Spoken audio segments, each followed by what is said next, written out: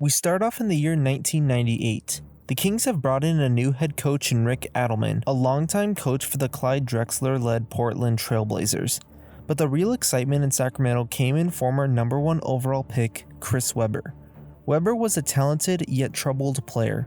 After being drafted by the Golden State Warriors, Webber would go on to win Rookie of the Year while publicly clashing with Warriors coach Don Nelson. Webber was traded to Washington, where his talent continued to grow, but his off-the-court issues became a more serious problem. After averaging 22, 10, and 4 in Washington, Webber was traded for Mitch Richmond and Otis Thorpe. Richmond was a longtime guard in Sacramento, seen as one of the best combo guards of all time. Many criticized Wizards GM Wes Unseld for trading a promising 25-year-old for a 33-year-old, and while Richmond would go on to average 20 points per game with the Wizards, he would never reach the same peaks that Webber would. Another big addition to the Kings would be bringing in Vlade Divac, an NBA veteran who played towards the end of the Showtime era in LA, and someone who has always had connections to Sacramento. Another big aspect for the Kings is that they would finally be cashing in on their 14th overall pick from 2 years ago, Peja Stojakovic. The Croatian wing had spent his last 2 years in Greece, and this would finally be his rookie season into the NBA. Our last key player would be the Kings' #8 pick, Florida guard Jason Williams. This season, the Kings would go 27-23 in their 50 games played.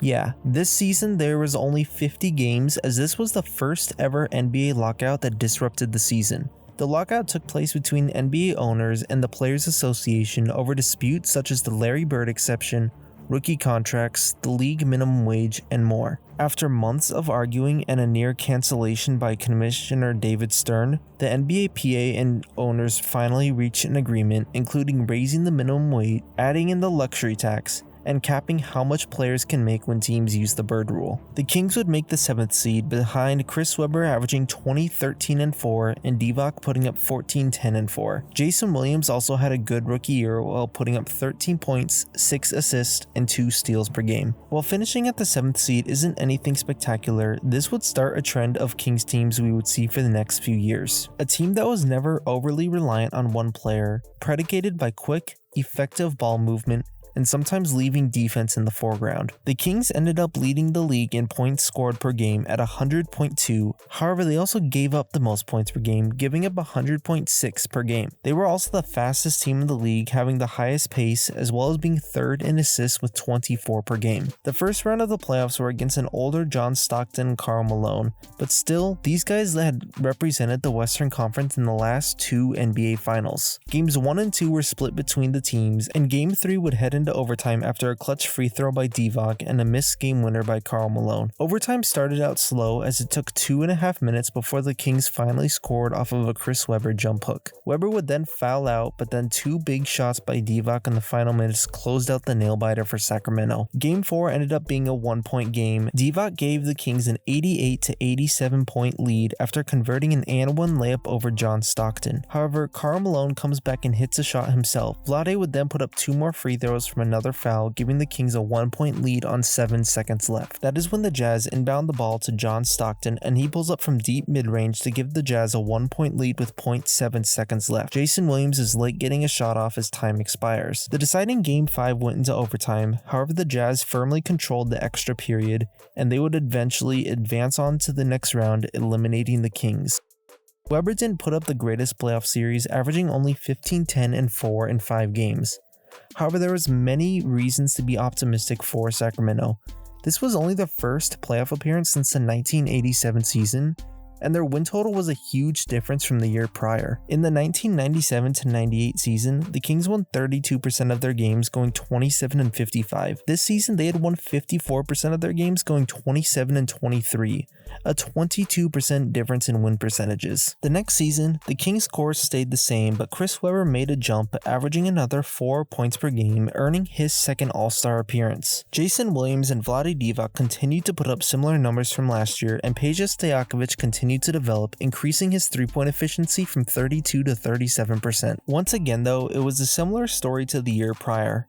A high-rated, fast-paced offense that was top 5 in assists and 3-pointers made with a low-rated defense. This time, the Kings would run into a wall known as an MVP Shaquille O'Neal, someone who you can make the argument for as the most dominant player of all time.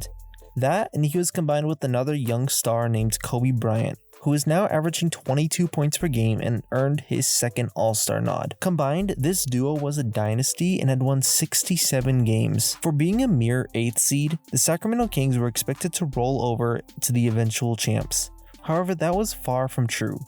Divac was far from the smaller, weaker center Shaq was used to facing. Games 1 and 2 went hastily towards the Lakers thanks to a 46-point game from Shaq and a 32-piece from Kobe. But despite some big performances by Kobe in games 3 and 4, the Kings' team ball would prevail on their home floor. Unfortunately for Sacramento, they would shoot a mere 33% from the field compared to the Lakers' 52% in a 27-point blowout in game 5. Again, the Kings had been knocked out in the first round, but they did go toe-to-toe with one of the greatest basketball teams of all time. These Kings were far from their final form, but as many of you know, this would not be the last time the Lakers and Kings met in the playoffs. The 2000 to 2001 season would be a big year for Sacramento as they brought in two key players over the offseason. First would be trading for Doug Christie, and the second would be drafting Turkish forward Hedo Turkoglu.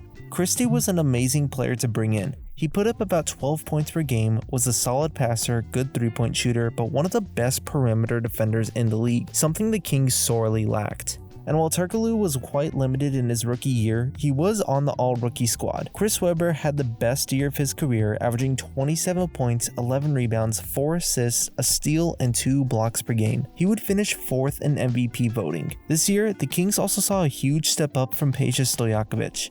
Peja went from averaging 12 to 20 points per game, as well as adding in nearly 6 rebounds per game. He showed himself as being one of the best shooters in the league, hitting 2 threes per game at a rate of 40%. Divac had put up similar numbers to the last few years, and while Jason Williams had regressed a little bit, he was still a solid guard. Overall, this team was balanced and had a starting lineup that could hurt you from any position. Again, the Kings led the league in points per game, scoring 101.7, and their defense was much less of a glaring weakness, only 13th in points given up per game. Adelman would lead the teams to a 55-27 record, securing a 3 seed behind dominant Spurs and Lakers teams. This would put the Kings up against a Jason Kidd's Suns in the first round, and despite a close loss in game 1, it only took 4 games for the Kings to defeat Phoenix and advance on to the next round. It turns out that this would be the very first time that the Sacramento Kings have won a playoff series in Sacramento. Webber and Peja would have put up 20 points per game, and the entire starting lineup averaged double-digit points. But unfortunately for the Kings, they had run into a familiar foe in the Los Angeles Lakers.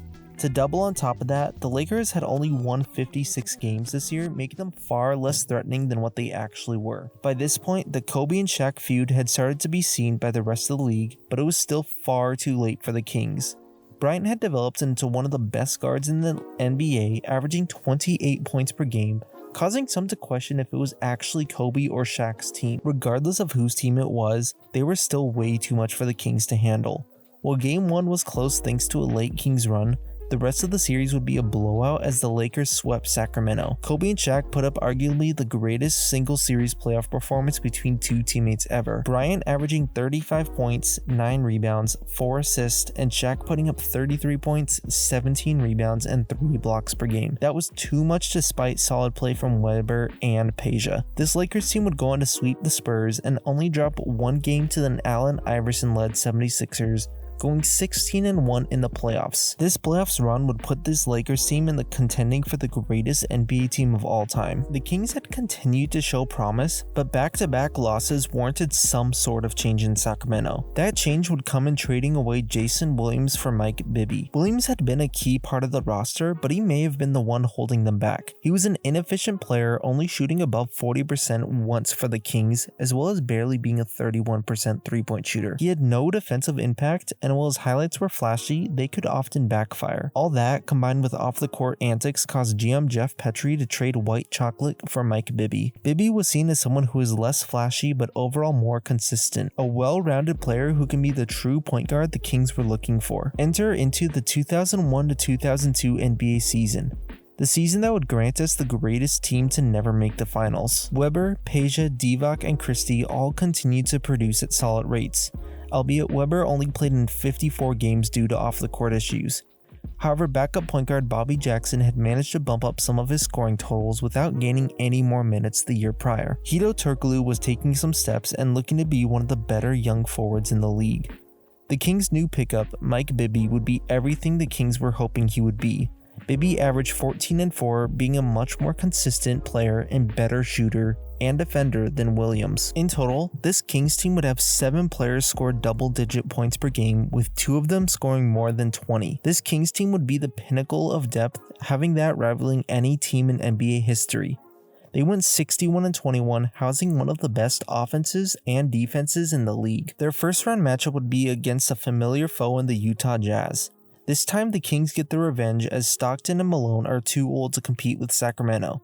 The Kings won in 4 games, however each game was still decided by less than 7 points. The next round was against a young Mavericks team with the likes of Dirk Nowitzki, Michael Finley, Steve Nash, and Nick Van Exel. Defense was left out the window this series, as all except one time a team failed to score less than 100 points. Game 4 came down to the wire, but the Kings were able to pull out thanks to a 24-point performance from Bibby, including a go-ahead shot with 12 seconds left. Dallas did fight, as Dirk averaged 25 and 11, with Finley putting up another 25 a game, and Nash averaging 18 and 8. However, just like the regular season, the Kings' depth proved too much for the Mavericks to handle, as 7 players averaged double-digit points per game, with 4 of them averaging over 15 points per game. However, Peja Stojakovic sprained his ankle in Game 3, which would sideline him for the next 2 weeks, causing him to miss some pretty crucial games. And now we enter into the 2002 Western Conference Finals, the most controversial playoff series of all time. This series marks a change in the current Kings core. Up until this series, they were on the rise and seeing a better record each year with young stars developing. All signs were pointing that this would be the Kings' time.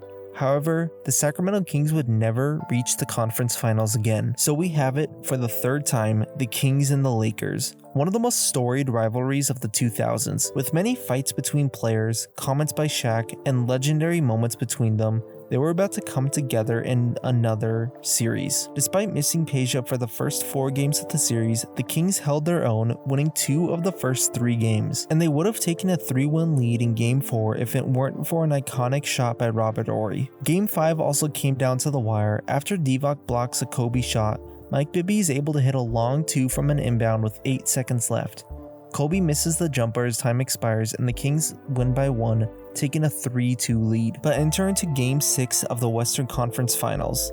I think you all know what happens here, as we see some of the worst officiating in NBA history, such as this Chris Webber offensive foul on Robert Horry, where there is very little contact between Webber and Horry. And right here, Doug Christie is called for a foul on what looks like to be a pretty clean block. Right here, we see Kobe just elbow Mike Bibby, and yet that is still missed despite it being right in front of the referee. The Lakers would shoot 27 free throws in the 4th quarter to the Kings' 9, and the Lakers would shoot 40 in total. Vlade Divac fouled out. Backup center Scott Pollard fouled out in 11 minutes. Webber had 5 fouls and Hedo had 4. The Lakers' offense did tend to be one that bruised on the inside and would tend to draw more free throws. They were 6th in attempted free throws that year. However, the Sacramento Kings were 4th in attempted free throws that year. Many of the calls were 50-50 calls that were not going the Kings' way, or some of the egregious ones as I mentioned earlier. And many noted years later how the league would benefit way more from a large market Lakers team compared to a relatively small Sacramento Kings market. But many would go on to say that this was one of the worst refed games that they have ever seen. Now, former and disgraced referee Tim Donaghy has gone on record saying that this game was fixed by the NBA. Now take that with a grain of salt, as Donaghy was sentenced to federal prison for point shaving. Donaghy says that multiple referees and the officiating crew were acting within the interest of the NBA by extending the series and eventually allowing the more popular team to win. Now, while it will never be confirmed, many do believe that this series was rigged against Sacramento. And as likely as that may be, that doesn't mean that the Kings still couldn't win. As I mentioned, Game 4 was only separated by 1 point, and back into Game 6 with only 4 seconds left, Mike Bibby did miss a 3-pointer that would have tied the game. In Game 7, which did take place in Sacramento, a still recovering Peja went 3 of 12 from the field, and Doug Christie put up 8 points in 39 minutes. Meanwhile, Kobe and Shaq combined to put up 65. But regardless of the legitimateness of the Lakers' victory, the Kings then endured one of the most heartbreaking losses in league history. Next year, the Kings kept nearly the exact same team. Christie and Divac showed some slight regression, with Hedo not doing as much as he did the year prior. Bobby Jackson had the best year of his career, and Sacramento won 59 games. They could have won more if it weren't for an ankle injury by Chris Webber. First round of the playoffs was against the Utah Jazz, but a 40-year-old rapist and John Stockton was not too much of an issue for the Kings. Second round matchup was against a 60-win Dallas Mavericks team, consisting of a similar core with Finley, Nash, and Dirk. Games 1 and 2 were decisive to either team. The two teams were pretty close as Sacramento finished with 59 wins and Dallas, as I said, with 60. However, the odds of winning quickly changed in Game 2 where Chris Webber went down with a knee injury. It was later revealed to be a torn ACL, a devastating injury for the now 30-year-old star. Game 3 was a thriller that went to double overtime thanks to clutch shots by Nick Van Exel and Walt Williams. Sacramento held on to 7 games, but without Webber, the Mavericks were just too much. So ends another devastating playoff loss. Throughout the offseason, we saw the first move that would start to disassemble this team. Scott Pollard and Hedo Turkoglu were traded for Brad Miller, a career 13-7 center who would go on to start majority of the season in Webber's place. Despite some of the cracks beginning to form, the 2003-2004 season was still a strong one for the Kings as they won 55 games, finishing 4th in a tough Western Conference. This was made more impressive as Webber only played 24 games that season, still recovering from an injury and while serving an 8-game substance abuse suspension. Part of the Kings' success came in Webber's backup Brad Miller, who averaged 15-10 and was an all-star that season.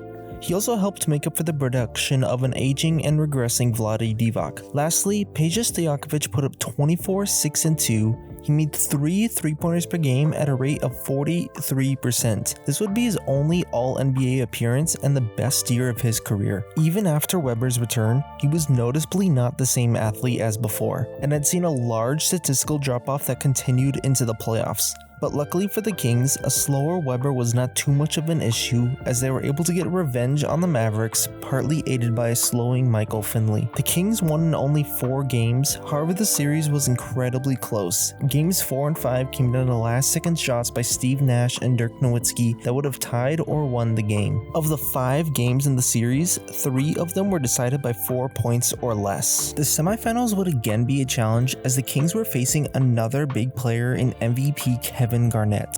While the Timberwolves had the MVP, the Kings had plenty of depth who showed up in this series. Doug Christie and Mike Bibby being someone who has consistently put up good series for the Kings, both played well. However, it was Chris Webber who was completely outplayed by Garnett. Games 1 and 2 were split and Game 3 came down to a missed shot by Peja which would have won it for Sacramento. But still, the Kings managed to win Games 4 and 6 and push the series into a Game 7. But still, Minnesota was able to outplay Sacramento thanks to a 32-point, 21-rebound, 5-block game from the big ticket. Webber had a chance to tie it at the buzzer but he missed. This would be the 3rd year in a row the Kings would lose in a Game 7. The 2004-2005 season is in where my opinion this Kings core finally ended. In the 04-05 offseason, Gerald Wallace was selected by the Charlotte Bobcats in the expansion draft, where he would go up to put up some pretty solid years. Doug Christie was traded for an offensive-facing guard in Coutinho Mobley, one of the more underrated guards of the 2000s. Vlade Divac walked in free agency to sign with the Lakers. Bobby Jackson and Greg Ostertag were traded for Bonsai Wells. And lastly, Chris Webber, the man this team was built around, was traded.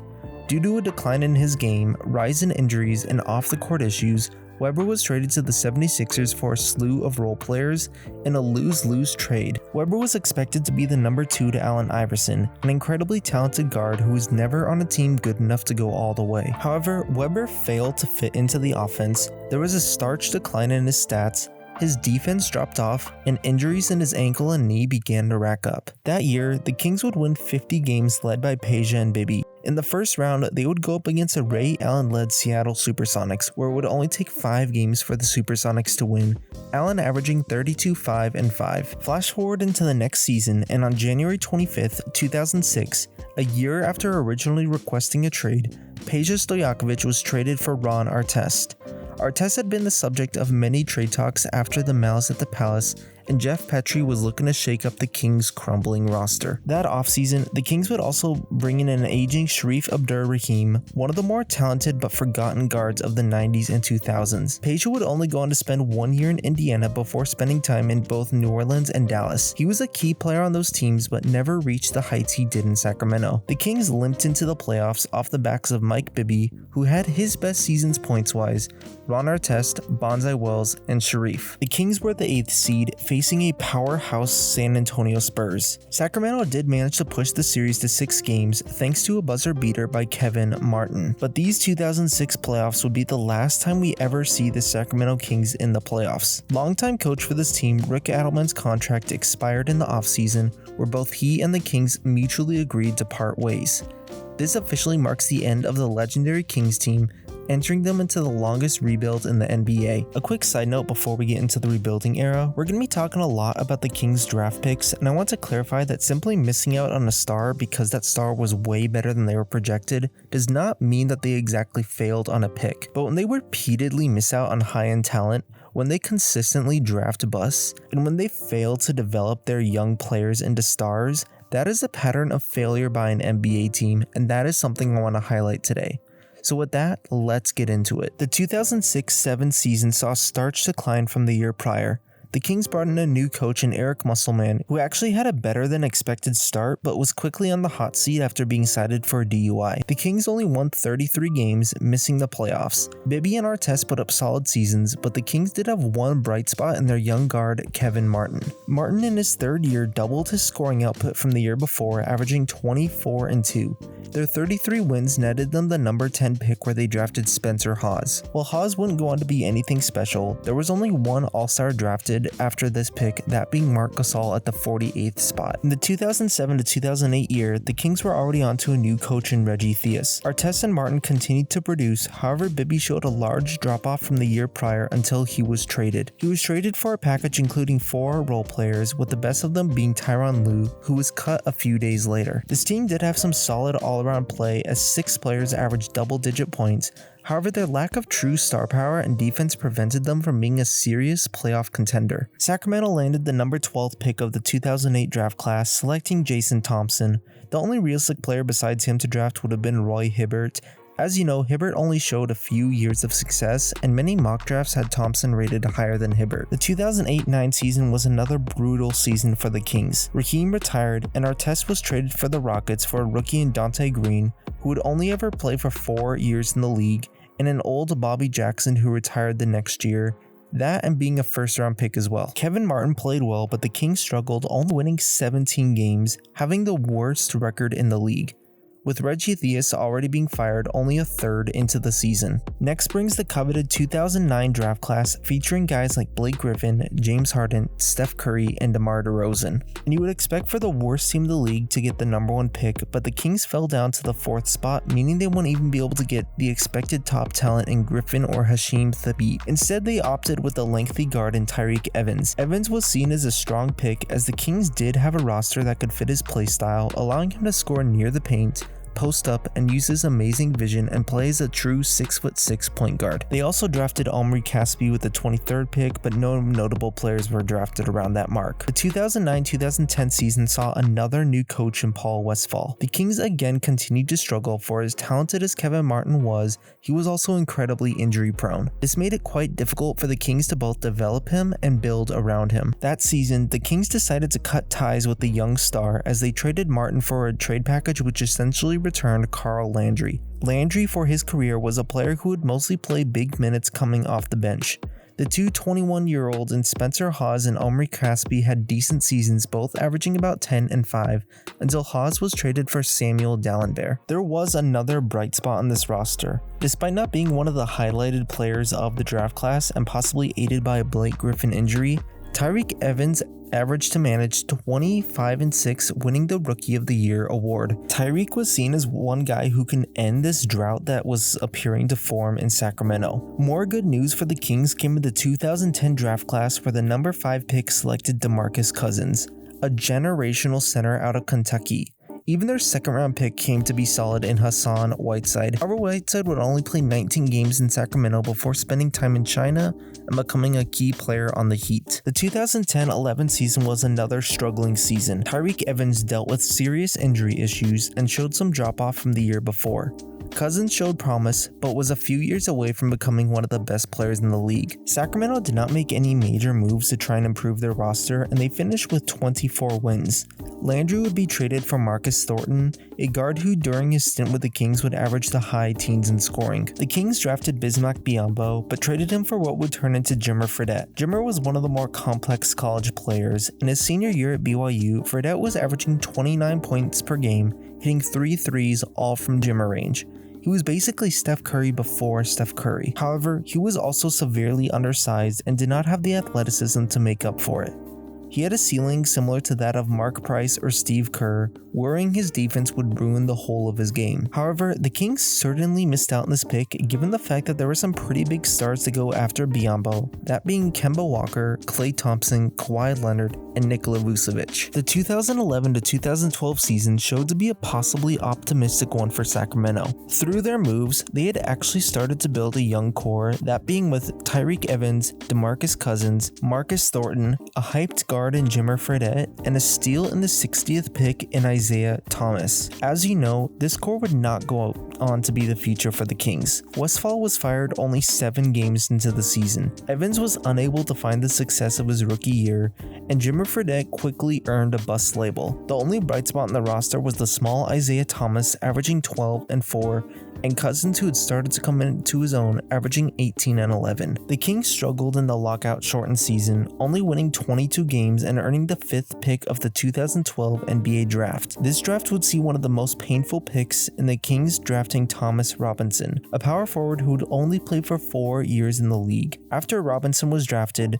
Damian Lillard, Harrison Barnes, and Andre Drummond were all selected. 2012-13 was another disappointing year. Their only notable signing was a journeyman guard in Aaron Brooks, who was far from his Houston self and was cut in March of 2013. This was the year that Hassan Whiteside was also officially cut. Despite a new coach in Keith Smart, Cousins did not make a huge leap this year, and Evans continued to struggle. More on him in a moment. Thornton also did not have a big year, and Jimmer Fredette rode the bench. Jeff Petrie, the longtime general manager of this team, stepped down as well. While the 2013 NBA draft class may be remembered for Anthony Bennett, the Kings also missed out on plenty of solid talent. I don't fail them for missing out on guys like Gobert and even Giannis, as they were not projected until far outside the top 10. However, the Kings missed out on CJ McCollum, Rookie of the Year Michael Carter-Williams, Steven Adams, and Dennis Schroeder. All this while the Kings dropped the ball drafting Ben McLemore. While he was projected to have a high ceiling, that clearly never panned out. One other thing about this season is that the owners of the team, the Maloof family, were constantly threatening to relocate the team.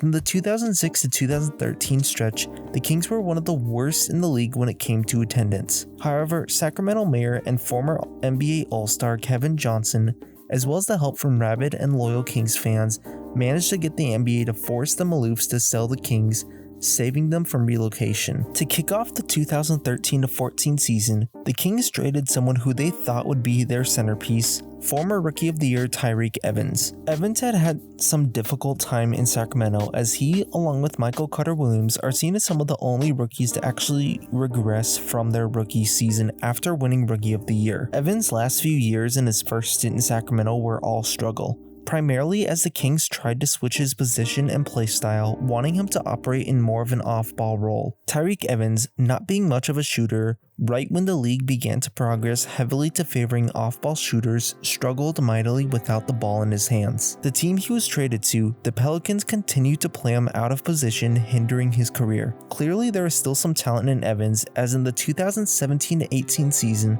the Grizzlies actually played him at point guard where he averaged 19, 5, and 5, the best season since his rookie season. Unfortunately for Evans, he would deal with drug addiction issues for his whole career, and in 2019 was banned from the league for 2 years, which was only recently overturned. At the time I write this, Evans has yet to find a new team. In the Evans trade, the Kings gained Grevis Vasquez for about 1 month and 2 draft picks for the former Rookie of the Year. One of the draft picks was traded to the Bucks, and that pick would eventually become another Rookie of the Year. Meanwhile, the Kings received Luke Mbah-a-Moute, who's traded for Derek Williams in November. That February, Marcus Thornton was traded for Jason Terry, who never stepped foot on the court as he spent the whole season rehabbing from a knee injury. Jimmer Fredette was also cut that year. Not all the Kings' moves were negative, as they were able to trade for one good player in Rudy Gay. Gay had been a career 20-6 scorer who would go on to put up some pretty solid years in Sacramento. On the court, both Isaiah Thomas and DeMarcus Cousins were able to make the next step and for the first time in their careers started scoring about 20 points per game. After their 28-win season, the Kings would have the number 8 pick. The 2014 draft class was disappointing as the Kings did not miss out on too much, as after drafting Nick Stauskas was Doug McDermott, Dario Saric, TJ Warren, and Zach LaVine, who took quite a few years to develop into a star himself. Before the start of the 2014-15 season, the Kings signed Darren Collison, who would go on to have some pretty solid years in Sacramento. But this is also when they would make one of the worst trades in Kings history, sending Isaiah Thomas to the Phoenix Suns for a player exception and Alex Oriaki. The Kings never used the exception, and Alex never stepped foot on the court. Essentially, they traded away a 20-point-per-game player and one of the biggest draft steals of all time for literally nothing. The Kings won only 29 games and went through 3 head coaches this year. The only bright side from this team was that DeMarcus Cousins made the step to becoming an all-star player, averaging 24 and 12 per game. He would also become the first player in a decade to make the All-Star game. However, the situations with DeMarcus Cousins was not all peachy. Cousins has been having a slew of incidents dating back to the 2012 season. In 2012, Westphal sent Cousins home from a game versus the Hornets, and it was reported that Cousins even requested a trade after that.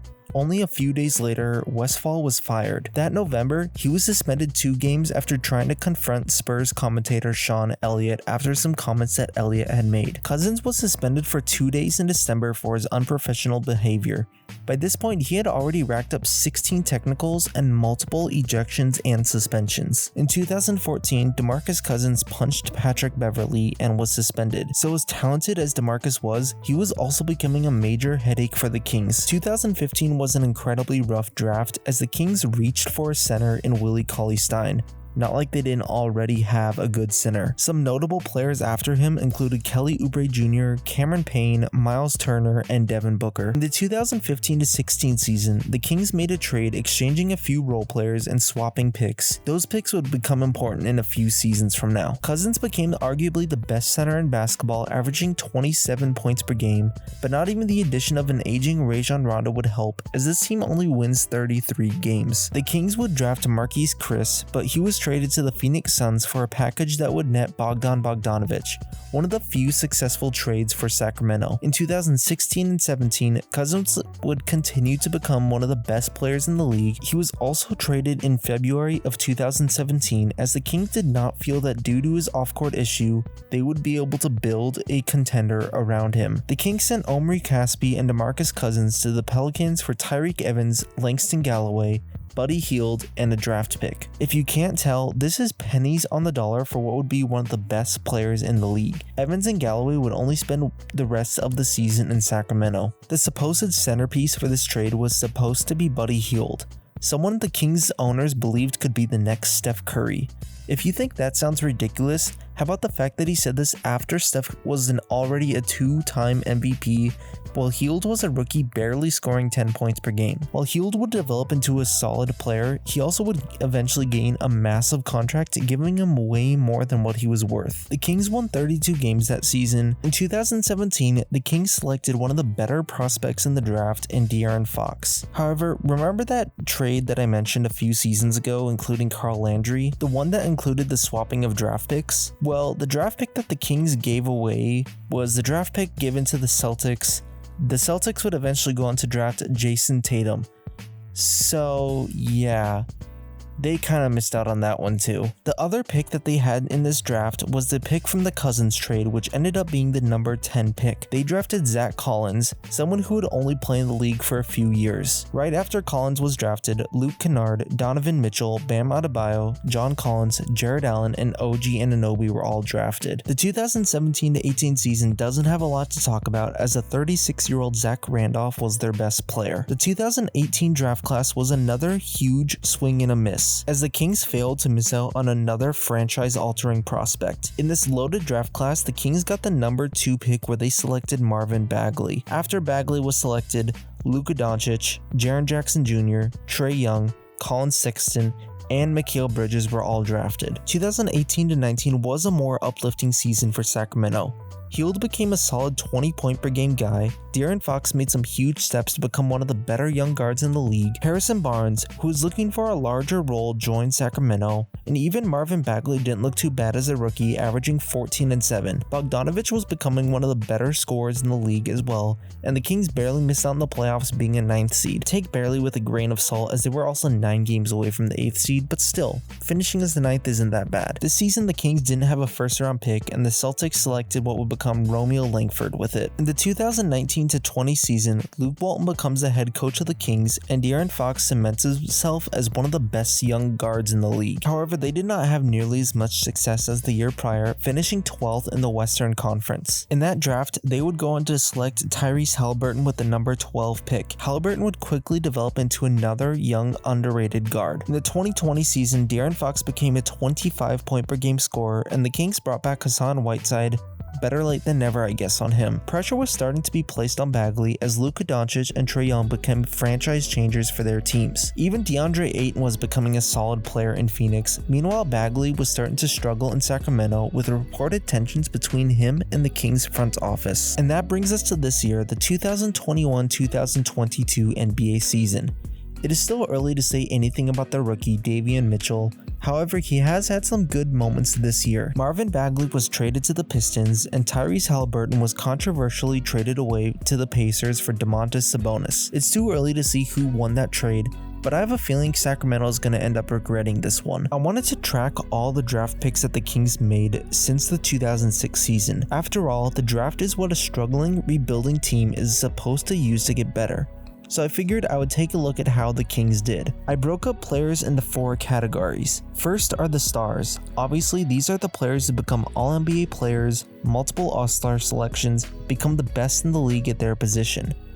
Second are the solid draft picks, players who have a few accolades, who spend the majority of their teams as above average players and above average starters. Next are your average players. These are guys who become role players and journeymen. They aren't bad players, but they didn't live up to the hype that they were supposed to be. Lastly, we have the bust. Guys who were drafted high, drafted in front of stars, flat out fell out of the league, or otherwise had some sort of major hype behind them and never lived up to. Keep in mind, this is all pretty subjective, and I also try to remember that the Kings had majority of their picks be in the top 10.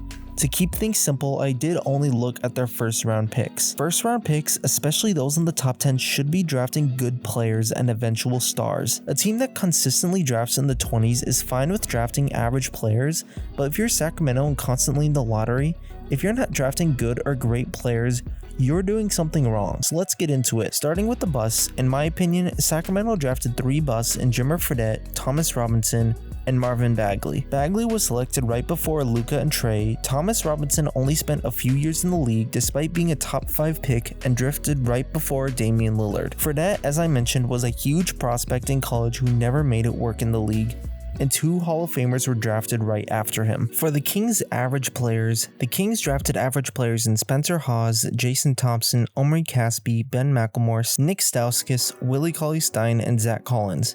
Now mind you, many of these guys were still disappointing, but they also didn't have high expectations, or they didn't have players who were much better behind them. Like I said, I'm not mad at the Kings for missing out on second round steals like Rudy Gobert and Marc Gasol. You could argue some of these players were still in the bust category, but I'm gonna be a little light with them on this one. For the good players the Kings drafted, that would be Tyreke Evans, Bogdan Bogdanović, De'Aaron Fox, and Tyrese Haliburton. Evans, I believe, had top tier talent, but due to both injury issues and being mismanaged by the Kings, never lived up to the potential we saw that he had. Bogdan was traded for a player they drafted, so I'm counting him in, and I think we all know how good Bogdanović and Fox are.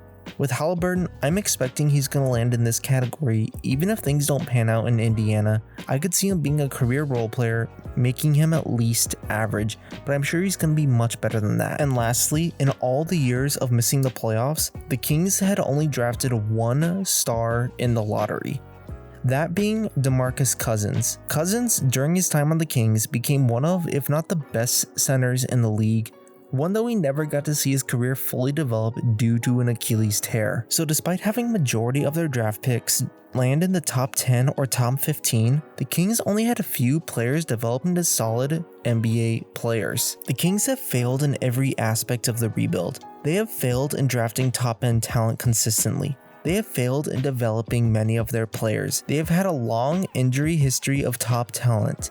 With that, trades like the Carl Landry trade, the Isaiah Thomas trade, the DeMarcus Cousins trade show how the Kings traded away plenty of assets for far less than what they are worth. This team has made plenty of trades and moves that have set their franchise back years. Despite having the opportunity, the Kings have continued to make mistakes and have been unlucky when it comes to both player development and health. At the time I make this, the Kings are the 13th seed in the West, and when I look at their current roster, I don't see them making the playoffs anytime soon.